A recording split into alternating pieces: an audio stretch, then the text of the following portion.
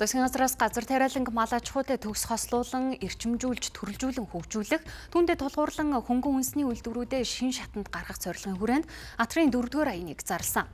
Хөтөлбөрийг 2028 он хүртэл хэрэгжүүлснээр газар тариалангийн эргэлтийн талбайг 200 мянган гагаар шинээр нэмж ашиглах юм байна. Энэ мэтээр салбарын нөхцөл байдлаа ярилцсан тариалангийн доктортой хөгжлийн Атрын 4-р аяныг албан ёсоор нээж, хөдөө аж ахуйн үйлдвэрлэл эрхлэгчдийн улсын зөвлөгөөнд Дархуул аймагт эхэллээ.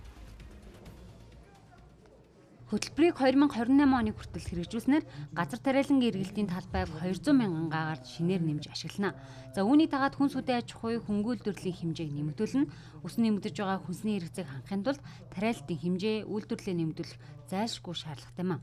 За эрчимцэн мал аж ахуйн салбарт мянган ашиг шим төхрээр мал сүргээ баяжуулан махны болон сүүн кластер бий болгоно гэж салбарын сайд онцоллоо.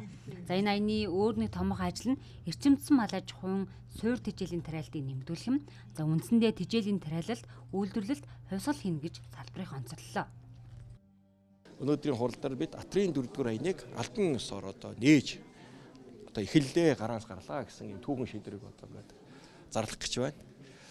Үнэхээр энэ салбарт бол шинэ хөгжлийг авчирсан хөдөө аж ахуй дотор газар тариал мал аж ахуй үйлдвэрлэлийг ийм хослолыг хамтын цогц ийм кластеруудыг бий болгосон ийм ажил болно гэдэгт итгэлтэй байна.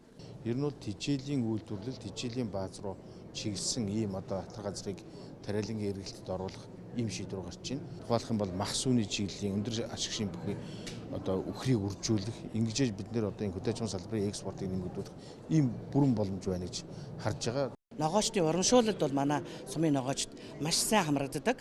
Өнгөрсөн жил бол 900 сая орчим төгрөгийн урамшууллыг авсан ийм дүнтэй байгаа. Яг 50 сайлын үнэнээс өнөөдрийн байдлаар 10 ширгээд 40 сайлын үнэ өдөр болгон сүүгөө өгөөд өдөрт 1.2 тонн сүү өглөө болгон үйлдвэртээ бэлтгэн нийлүүлээд байж байгаа.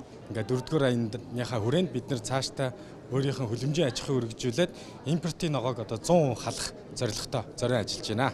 Одоо жишээ нь ногоон тэжээ тарьдаг нөгөө малаа тэжээгээс мордоод тэр нь бол малын царга хүчин хамаагүй нөлөөтэй байна яханд. Зөвлөгөөний үеэр Атрын 4-р аяны зорилго хэрэгжүүлэх арга хэмжээ үр дүн танилцуулсан. Мөн хөдөө аж ахуйн техник технологи болон хүнс хөнгөн үйлдвэрлэгчдийн үзэсгэлэн тус гарч байна.